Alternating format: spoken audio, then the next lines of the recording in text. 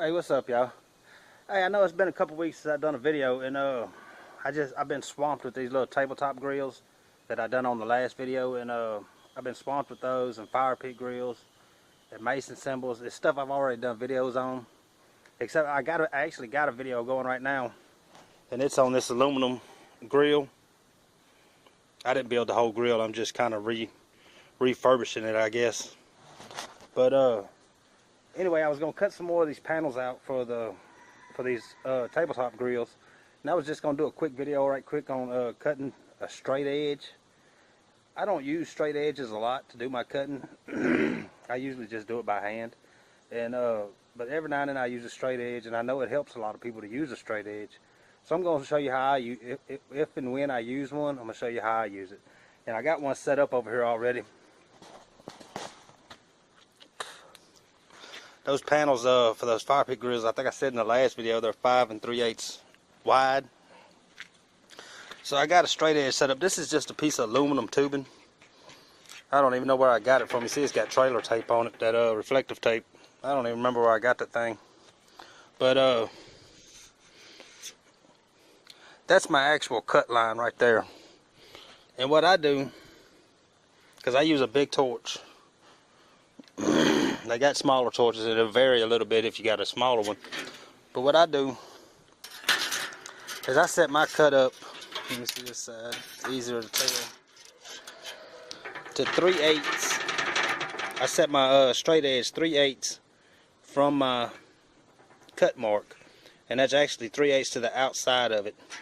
And you can use a tape measure too. It's just I have this little straight ruler right here, so I use it for it. Just makes it easier for me. I set it 3/8 to the edge of that, because that's a good place for the torch to go, for the tip to go. That way when I set that tip on there, I just barely have to tilt it, and it'll ride right along that edge. And you still have to balance this torch. I mean, it's not riding.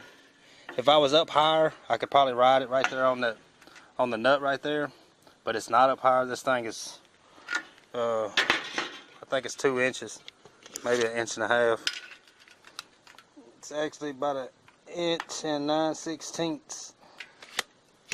So if I was up higher, then I could ride on that nut. But the way that is, I just ride right there. And you still have to balance it. It still takes some doing to keep it done. But anyway, I'm going to cut that strip right quick and show you how I cut it. And we'll go from there. I got to cut a whole nother strip out of there. So let's cut that one.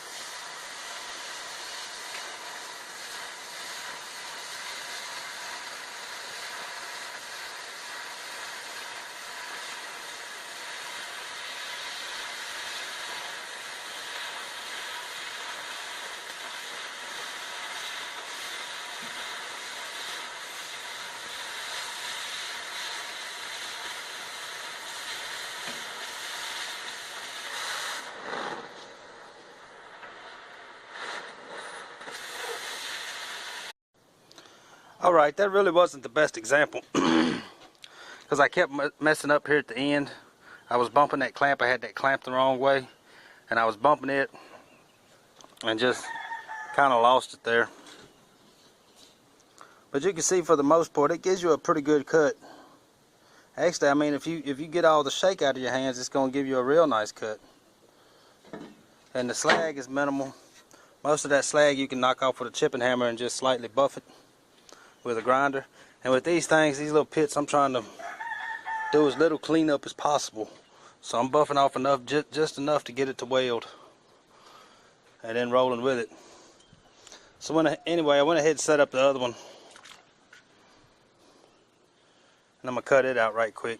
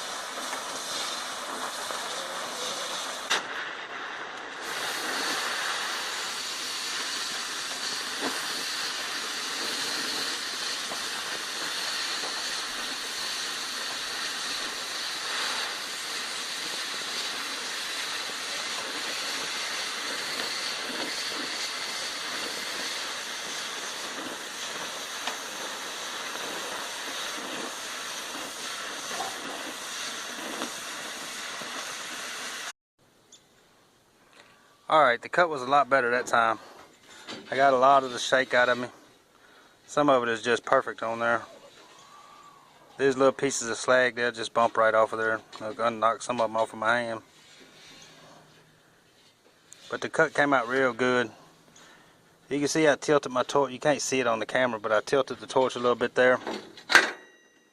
And I mean, that's kind of if you ain't completely stable on there, riding on the tip somehow. The way I'm doing it, it's just kind of free floating across it. But if you get set up just perfect on it where it's riding on something, you can get a perfect cut. But I'm going to show you now how to do a bevel with it. And this is where it really comes in useful for me. Because I get tired of beveling crap. It's tedious for me to bevel a bunch of stuff. And but anyway, this is one way to do it with this straight edge. And I got it set up right here. I need some of this stuff here for a mason symbol soon. I butt two pieces up for the part that would be the framing square and the mason symbol, the Masonic emblem, I guess. I butt two pieces up and run a weld border in it and then trim it up. So I need some of this here coming up soon, actually this week. So I'm going to show you how to do that. And there you have to get it up. I do ride on that nut on that. And just leave that tip tilted over. And that way I can pull across it and get that bevel with it. So let me cut that right quick.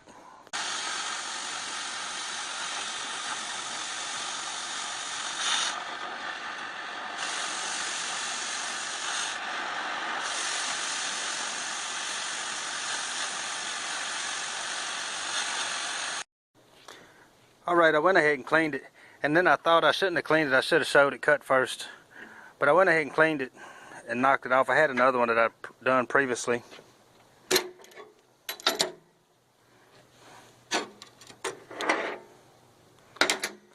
And I mean, it gives you a pretty good bevel on there.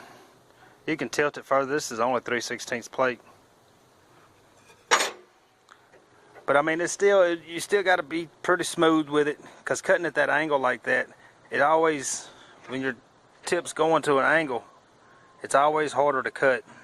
It's harder to keep it stable. It's harder to keep your cut hot. It's just, so you still got to be real slow, real steady with it. But if you got a lot of beveling, it's not a bad idea. You can see there, then when I get ready to weld it, I have a good gap to fill right there. And the only reason I do that for those Masonic things is because it lets the weld lay down in there.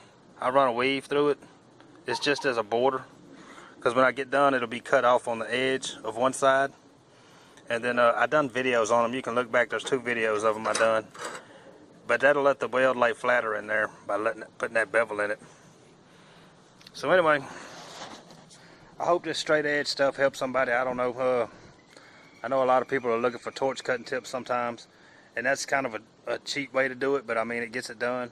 It gets it done easier and quicker sometimes, if you, depending on how quick you can set it up, how quick you can set your straight edge up, you know. So anyway, like I say, I hope that helps somebody.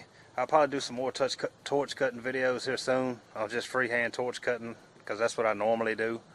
But right now it's getting close to dark out here, and I need to get something else done. So we'll see you on the next one, man. If y'all like these type of videos, please like and subscribe, and come back for the next one.